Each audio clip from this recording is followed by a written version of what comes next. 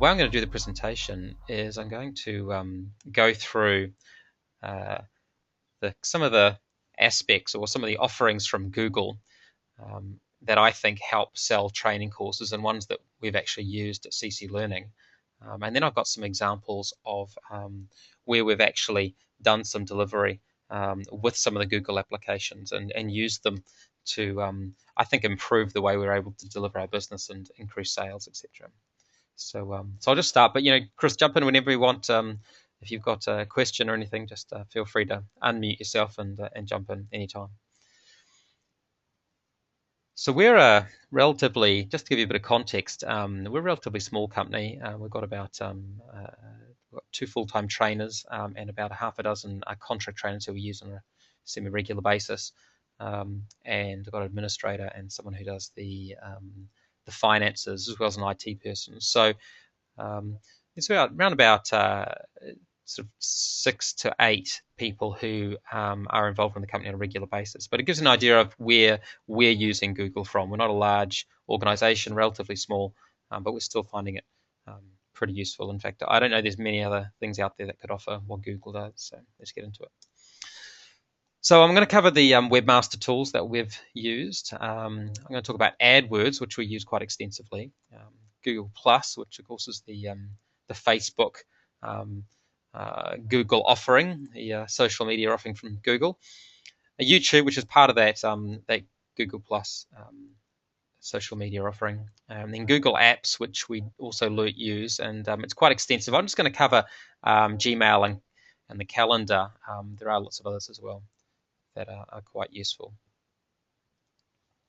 So with regards to Webmaster tools, we look at these as, from someone who owns and runs a training company, I look at these as improving administration and sales. So I use analytics quite a bit. We have analytics on our various web pages to do everything from just finding out how many people are visiting the site through to actual translations into sales from things like AdWords or various other campaigns that we do. Enables us to give pretty detailed tracking. The website optimizer, although we haven't used this as much, I know that our IT guy, Brunelli, jumps in and has a look and sees whether or not Google's telling us we should be doing certain things. I believe it's part of analytics now. It used to be a separate standalone offering, but it's been incorporated into analytics. So we, like I said, we incorporate into AdWords for linking to sales, so we can actually track using AdWords the results of our AdWord campaigns and which ads specifically result in specific sales, which is quite powerful from someone who's having to decide where to spend our advertising dollar. It's all about improving SEO, which is that search engine optimization, and trying to, we can even do things like alter our menu system or alter the way we display information. And through using unique links, we can track whether those changes have been successful, are doing the sort of maybe driving of traffic to certain parts of the website. Now, AdWords we use extensively. We use it. I see it as improving sales. It's basically advertising. It's bidding for clicks. We're spending between $1,000 to $2,000 a month on AdWords. And the success, however, we've found is determined by a lot of different factors. We've got obviously it's keywords, the words that people are searching for, and therefore where your advert comes in the listing. But competitors are constantly outbidding us, and also got market forces. So different things happen in the market to shift demand.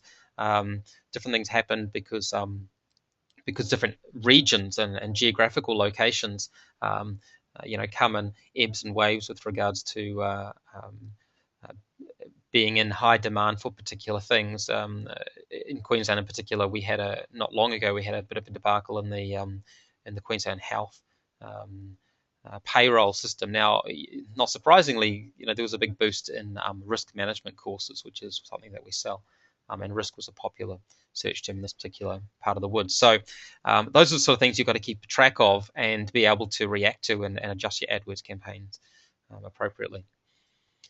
Like I mentioned before, we use analytics to track the conversions from the leads. So the leads are the clicks that you get when someone does a search. In fact, we found that there's 2 areas you can search. You can put your adverts in the display network on Google, and the display network is the appearing on somebody's web page next to some existing content, or on Gmail, for example. There's ads displayed on there, or you can have it literally in the search results. We've found the search results to be much more superior than the display network. We in fact don't actually advertise on the display network at all. I have not found it to be us to derive many clicks or in particular sales from those activities. So I'm focusing purely on the search results on Google. Like I said, the great thing about this is with AdWords, you can actually work out the true cost per sale. So we can link a particular click on an ad that we've put on Google through to a sale. And as someone who's got to decide on where that advertising dollar goes, that's gold, because rather than just normal advertisement where you don't really know who's actually purchasing from it, unless you have some sort of codes that people enter in when they make the purchase, you don't know the effectiveness of that advertising. So I find this quite a refreshing way of working out whether I'm spending money in the right place.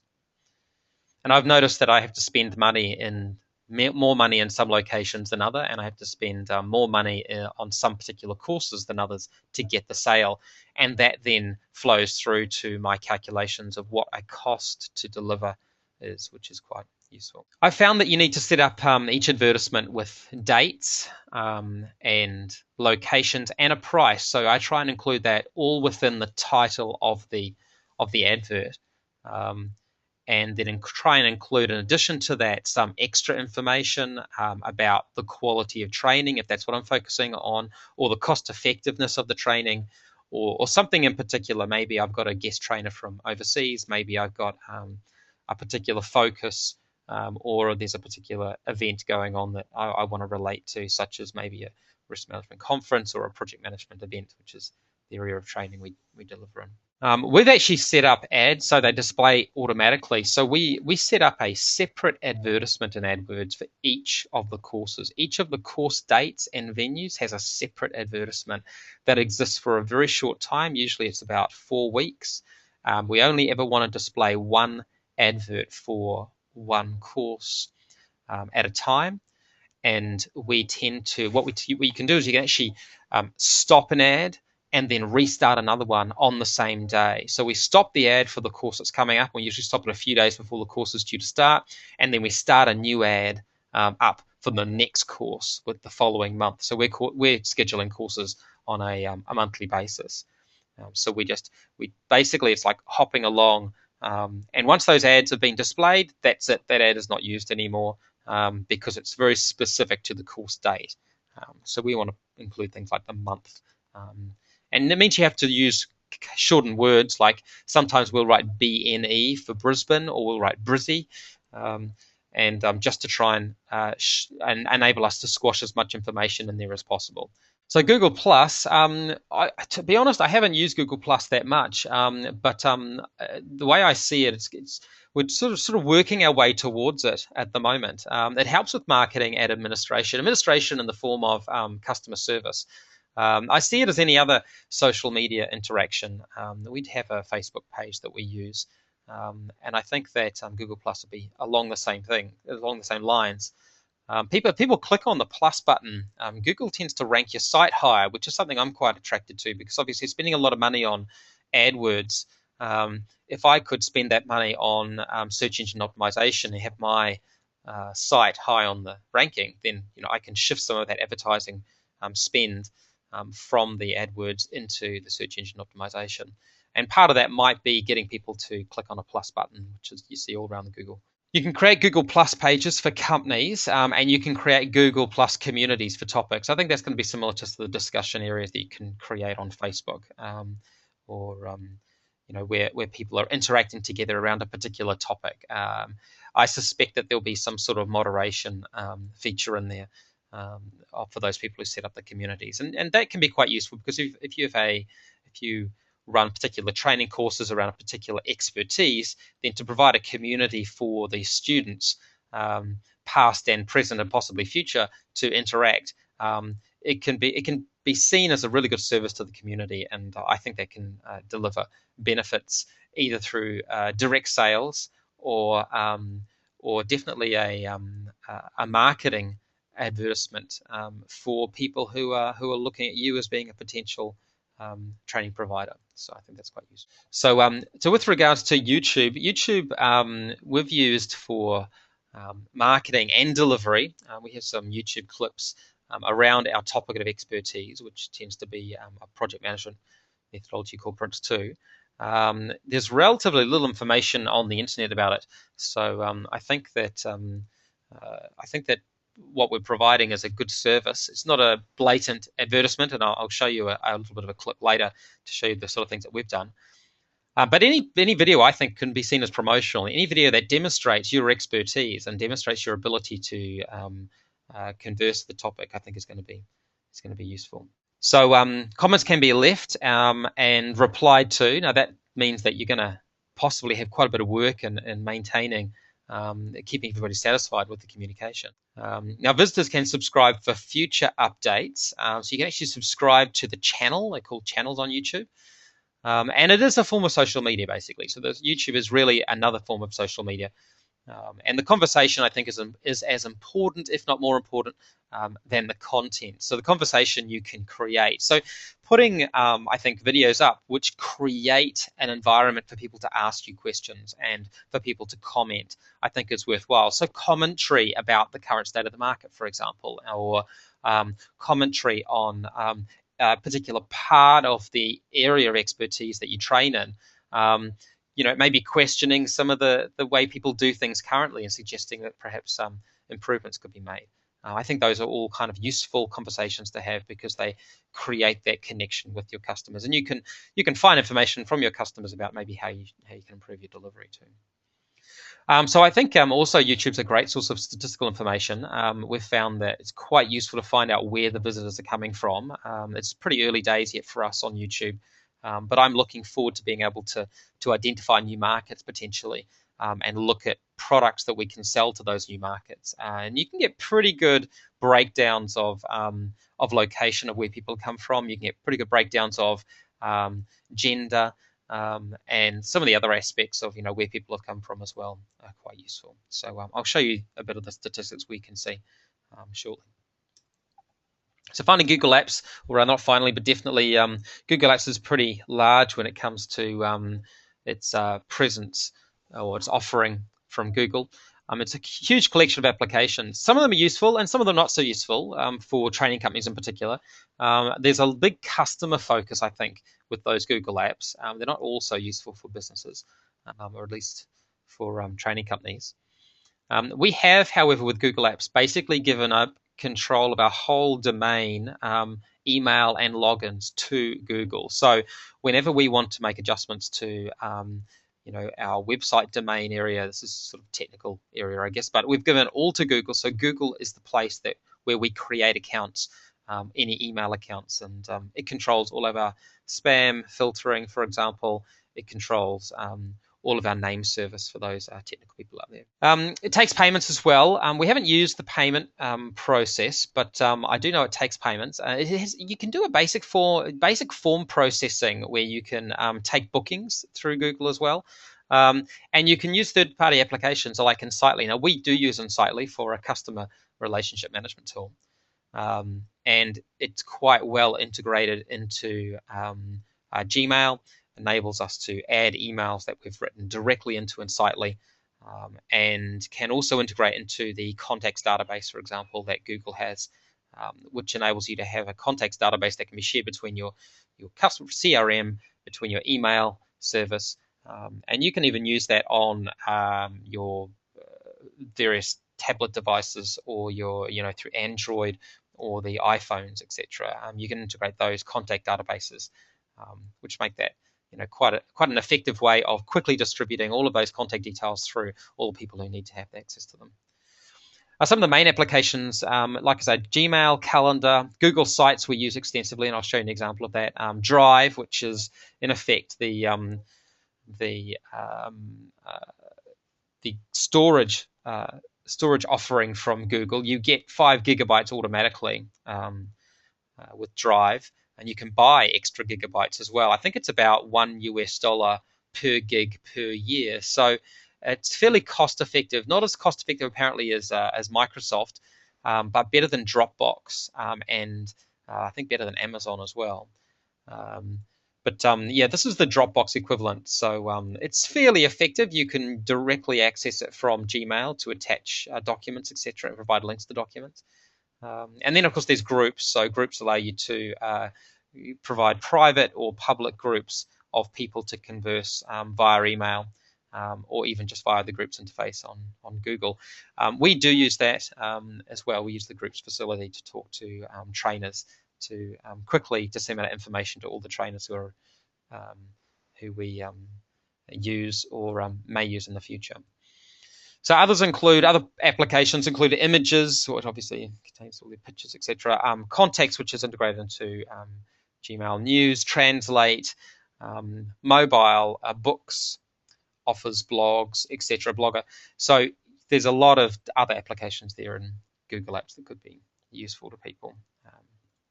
So one of the ones that we use from Google Apps is Gmail. This definitely helps with administration. Like I say, you can use the add-ons from the lab. The lab allow you to do things like set up templates, have multiple footers in your Gmail replies if you're going to use the Gmail interface. You can promote the courses and signatures. You can use a contact database to store customer details.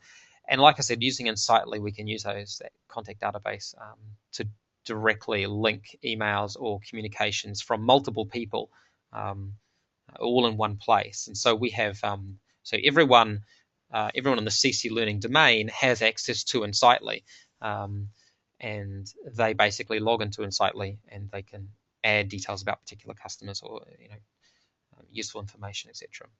So there's a to-do list within Gmail as well. That's a basic task management. That'd probably be helpful with regards to administration to make sure things get done. You can set dates for those, and then that integrates into calendar and comes up on your calendar to tell you, if you've set a to-do list for a particular date and time that needs to be done. So that can be quite useful for making sure things like if any exams need to be completed or certificates need to be sent back to people, etc. So like I said, calendar, directly, you can integrate with Gmail. You can check out availability fairly easily. You can monitor multiple calendars for multiple trainers, and this is something we do actually do. So what we do is we have each of our trainers has a calendar that we maintain for them or update for them, and if there's a personal calendar already, we use those. It does enable for quick and easy checking of availability, so it's a good way to quickly go in there and see who's available to deliver a training on a particular date. And we can share that with others because you can share each of the calendars.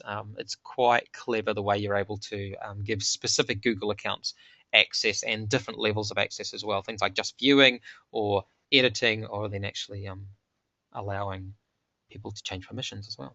So I'm going to start into the case studies now, the work that we've done using Google and how we've used Google to help us. So here's a case study of pricing alerts in different markets. So I've got salespeople here in Australia and in New Zealand. At least 3 of us are wanting to update a competitor pricing. So we need to track this competitor pricing. We decided to use, because we had shifted across from a hard drive type environment to pretty much all online, Google Drive spreadsheet seemed like a good way to go, and it has proved pretty useful. Basically, we've moved the spreadsheet with pricing, and we've integrated into a Google Sites intranet. So we've got an intranet where only those who are allowed within the domain can have access to this particular website within Google. And with that, we include we integrate the spreadsheet. And I'm actually going to show you that now. Let's just hop out of the presentation. Okay, so you can see here, this is our intranet for CC Learning, and you can see a listing of the providers. So this is the listing of the providers. We can do drop downs, similar to auto filtering within Excel. We can have a look at all the different competitors out there. So if any of our competitors are watching this, they'll probably see themselves in there. This gives us an idea, so we can just filter. We actually color our pricing differently. So if I do a filter by CC Learning, you see all our pricing is there in yellow. If we have any particular offering, so we've actually got a description of what the differences are with the. So you can see here you got the first one, you've got the provider, you have the course category, which is the category of different training courses. So these are all the training courses we monitor. Got the location of them. So we've got courses, each of these courses in these various locations. We've got the retail prices that are offered. We've got discounted prices that are offered. This is the account pricing that we've heard about, government pricing, because sometimes the account pricing can be different to government. We've got reseller pricing, and any inclusions or notes that we've noticed through talking to customers. So here's a few examples of what's included. So finally, we've got the last time this information was updated. So we'll go through every few months and make sure we've updated the information to get it completely up to date and relevant.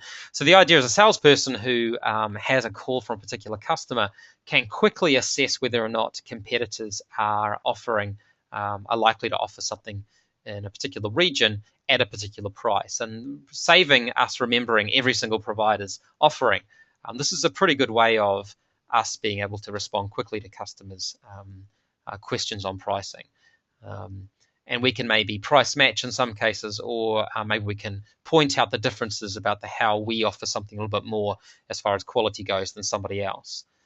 So it's a fairly extensive database. I mean, this is just a spreadsheet. We can actually edit this. I don't know if you quite realize, but you can edit this by just changing that, and I can edit all of those fields there, update them as necessary. So fairly quick and easy to make an adjustment.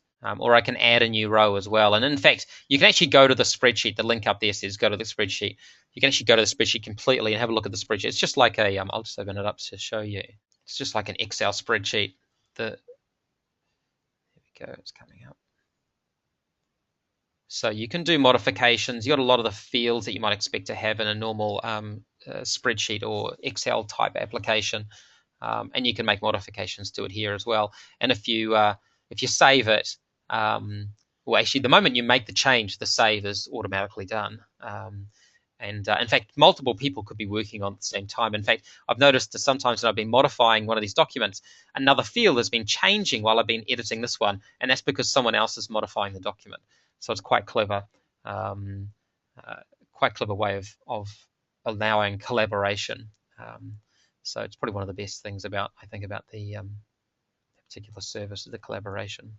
So we'll go back to the case study. So that's what our solution to being able to have multiple people access a document and have it easily accessible to everybody.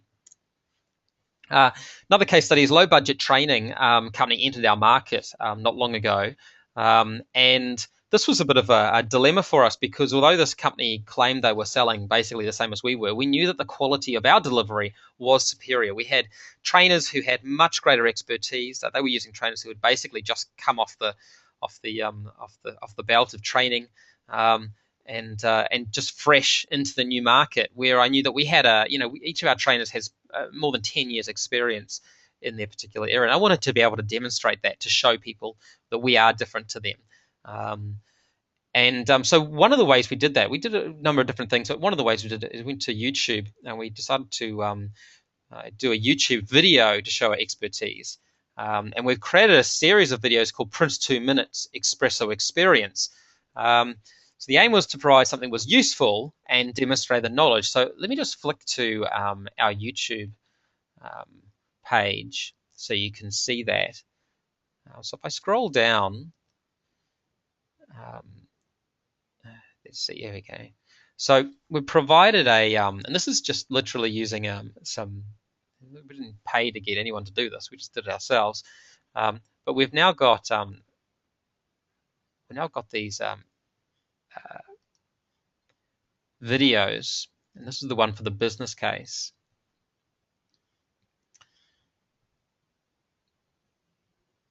So you're actually seeing the editing features come in here because we're signed into my account. But if I just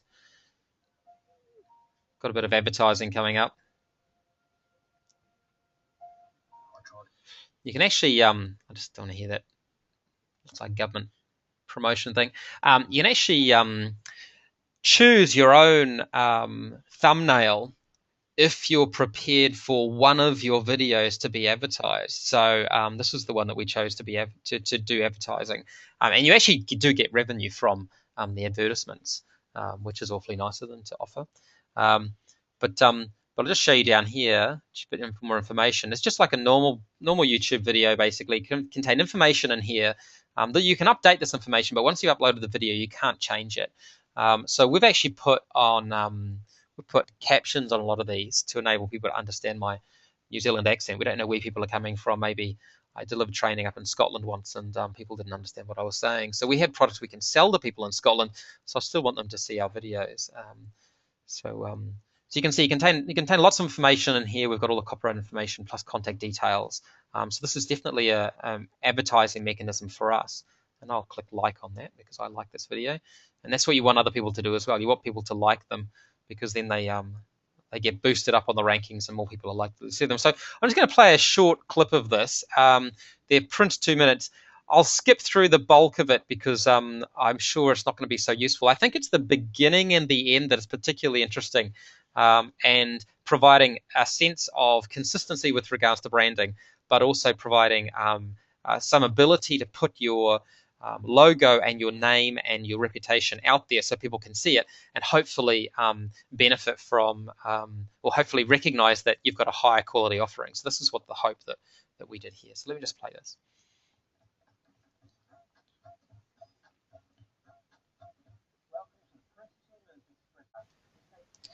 Now what we can do, turn these subtitles on and off. So I'll move forward a bit here because all that is very Prince2 specific information, but you get the idea. You can go back and have a look if you're particularly interested later. But I'll just let this last bit play.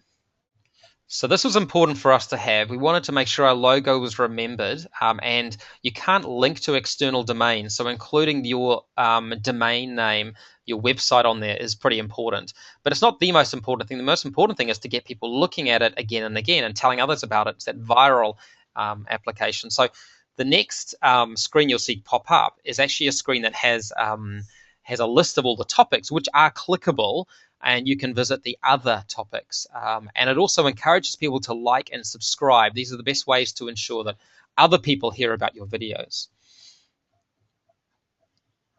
So it's clickable there, and then these are clickable here.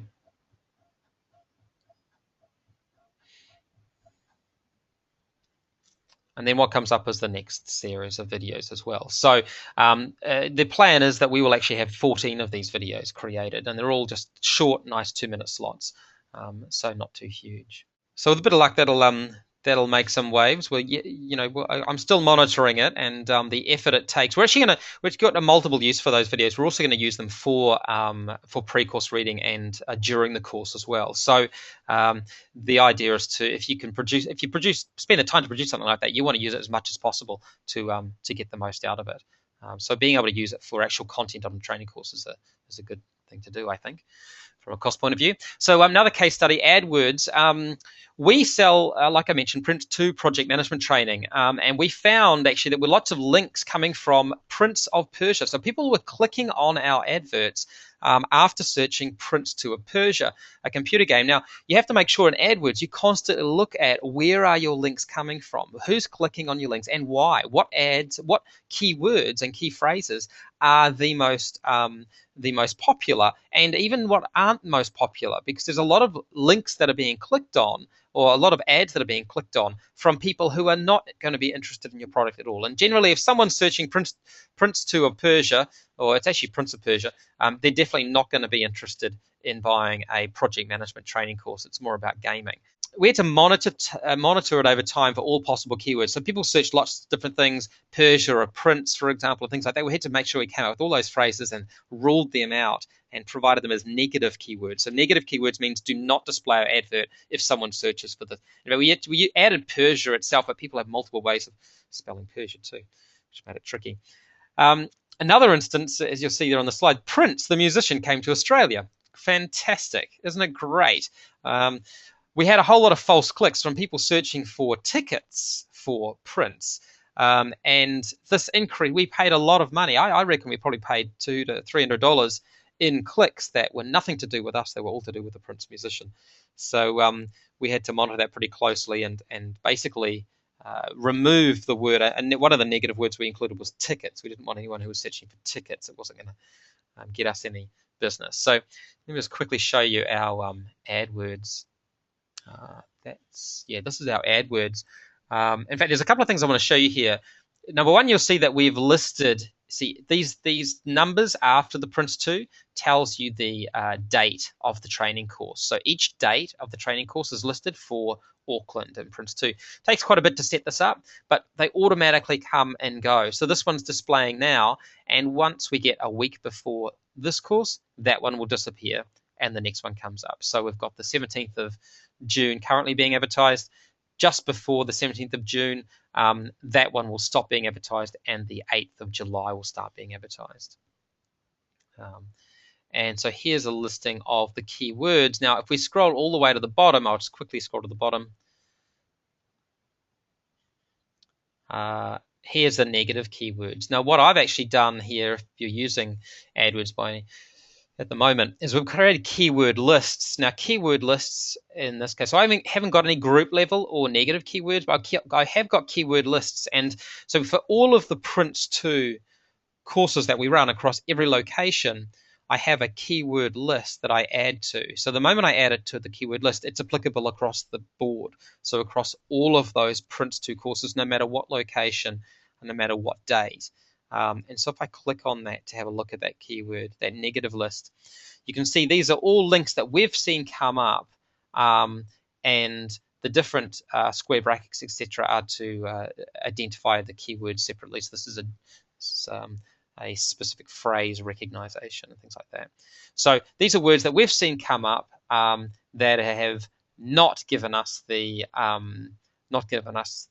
results that we wanted, and not delivered to the clicks or the sales that we're looking for. So all of these words are trying to, Prince Charming, for example, came up. So the idea was to ignore the word charming, when people search that. Prince Coming was probably the Prince musician arriving in Australia. So it gives you an idea of how we use negative keywords then. So I'll flip back now to the keyword monitoring. I think this is the final case study. This final one is about AdWords. We found, after closely monitoring the keywords, that actually there's a core set of keywords that deliver the majority of our sales, not just the clicks. So I'm not interested in clicks. I'm actually interested in sales. So there were a core set of keywords that delivered sales, whereas there were a lot of other peripheral words which got people interested. So if we're selling a training course, people might write, in our course, like say Prince2 download. Now, Prince2 download, that doesn't help us because they're not interested in a training course. So you might have one in, say, 50 or 100 people who search download who actually want a training course. But if someone's searching Prince2 training or Prince2 course, then they're more directly related to our target audience. So I found that by actually getting rid of those words that, although they gave us clicks, they gave us far fewer sales, we decreased the clicks, we decreased the number of people clicking on our adverts significantly. However, our advertising cost per sale decreased significantly because we were getting sales. So rather than measuring the success of the AdWords campaign on the clicks, we measured it on the sales. And it made us do things that were not in alignment with Google in some cases. Google was encouraging us to get more clicks, but I noticed that the clicks weren't necessarily getting us the sales. So I kind of changed tact, and I said, well, thanks very much, Google, for the clicks, but I don't want all those clicks. What I want is the sales. So I'm going to focus on the cream of the crop, the top level, the ones who are delivering the majority of the sales, not the majority of clicks. So in fact, what ended up happening is, because Google recognized we were doing this, because we get hooked into analytics, Google recognized that we were getting a lot of conversions based on the number of clicks. They actually upped our ranking as an advert worth visiting.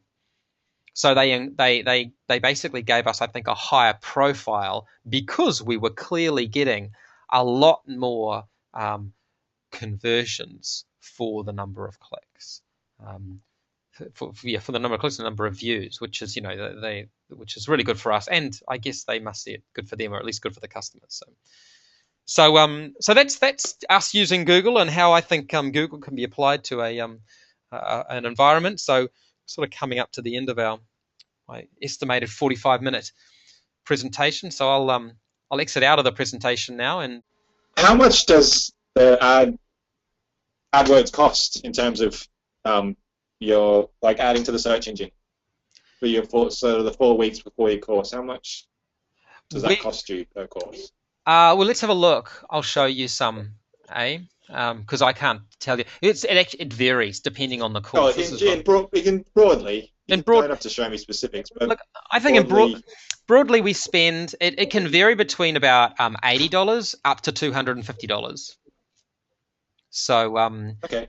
yeah, it kind of depends on the location, and depends on the number of, in effect, the number of clicks. So then, which hopefully translates to the number of sales. So So I don't. they charge you per click that you get, Yeah, in fact, basically. you bid for it. So sometimes we might be paying. I paid up to $25 for a click, um, and in other cases, I've paid as low as 30, 40 cents for a click. Um, you tend to be paying more for the clicks that other people want as well. So my competitors Okay. will bid, and I will bid. In fact, on that basis, I did an interesting exercise where I had a competitor, the low cost competitor actually, who came in and they were somehow managing to get top ranking every single time. And I was thinking, what are they doing? How much are they paying? So I just kept increasing my bid until I started to appear on top. And that's when I found out they were being prepared to pay 25, in some cases $30 for a click just to make sure they were top. And that's a lot. You can literally get hundreds of clicks in a month in a region, maybe even 200-300 clicks. So you've got other ways within AdWords to stop your budget being blown out, so you can limit it on a per day basis. But they didn't seem to be. Okay. So they were obviously prepared to spend money. So essentially, you would say that you want clicks for certain keywords, Yep. and you would just throw in an amount as your bid, and you may or may not go up the search engine ranking. Yeah, so it's not about appearing differently on the search engine ranking. It's about appearing in the advertising banner on the right Okay. hand side, or the advertising Yeah. portion between the search form and the results. So just above the results, there's this area where you can appear, and they clearly Okay. state it's advertising. Yeah, so that's where you appear. So you appear at the top, but you appear in an advertising space rather than in the actual search results. Okay. Yeah. So the like I say, the bidding, you specify a minimum bid, maximum bid, and you specify a maximum amount that you're prepared to spend on a daily basis. And you can also allocate a total monthly budget or something as well. So All right. yeah, yeah. You guys using AdWords currently, or is it? I think we did before I started here, and unsuccessfully, but I don't know that they were doing it the most effective way. Yeah, being able to track those sales is the greatest way to Yeah. prove that it's actually worthwhile doing. And there Yeah. was a time when we weren't tracking sales, and I was skeptical about this $2,000 being spent per month. And I was thinking, look, I don't like the idea of spending all this money. I said, how about we just stop it for 3 months? And we saw a decrease. Now, whether or not that decrease was due to market forces anyway, or due to the stopping the ads, I'm not sure. But I restarted it, and then I went all in, hell for leather, basically tracking sales and everything. And I literally found out that it was costing me $54 for a sale in a particular market on AdWords, which for me, when I'm selling a $2,500 course, is well worth spending. Yeah. So Okay. you got to weigh it up against the cost of the course and what Of course. what current budget you've got. So yeah. I think that's everything. Okay. Well, Yeah. if you've got any further questions, I think you've got my email address, and you can Yeah. Feel free to contact Oh, me. your Google Sites intranet, Yep, is the intranet is essentially, because I think we mentioned before you started keeping course documents online that our assessors can download where they're doing assessment to hand out and yep, print. Is that something you could do on the internet, yep, like that yep, everyone could share, like that's stored essentially on the Google site? yep. Yeah, we in fact do that. We've got places where we go within our intranet. So I'm going to show you our intranet page here. 'Cause I think you can still see my screen, right? It's still being shared. Yep, yep. Yep. Okay. So you can see this is our intranet. So this lists all the things that. So we've got training materials in here as well, Okay. and there we go. Printing instructions, compliment slip you can download. You just click on these and they're Okay. downloadable files. So and then we've got Is even. that something you pay Google for, or is that Look, I a don't free think so. service? I don't think so. I think that I think because I think we pay because we've got lots of domains registered. I think they limit the number of domains you Okay. can register, but we have a whole lot of domains that we've registered. And I think that's why we're paying. I don't think we're necessarily paying for the data. I think we're paying for the fact that we've got lots of domains. So you could Okay. probably set up a Google Apps account, and I think it's even the number of users. I think the first 50 users are free, but data after your 5 gig, because each person gets allocated 5 gig of data. So after that, you've got to Yeah. start paying. But I mean, to fill up 5 gig of data, you've got to have a fairly large whack. Yeah.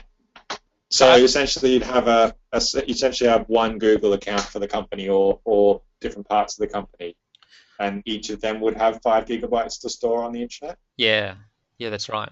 Yeah. So Yeah. so so Okay. what happens is so you get your own space, basically your own ability to store space in there. Okay. But everyone can see these intranets, so everyone has access to it. Um, Yeah. yeah. Well, everyone you allow. Yes, exactly. Yeah, everyone I allow. So there's Yeah. certain permissions given um, to the different websites. So you can go in here and you can, I don't know where you do it, but you basically can go and you can adjust the Yeah. permissions to give it. And it actually says, oh, here we go. It even says after it. It says shared with everyone in cclearn.cc, and then not shared. I'm not Yeah. sure if you can see my mouse there, but yeah, it's just going through. Shared with everyone in the world. So Yeah. yeah, shared with 2 people. No, So there's yeah. examples there of every different combination, just with certain people, Yeah. everyone in a certain domain, everyone in the world type thing. Yeah. So No, that's handy. Thanks. yeah.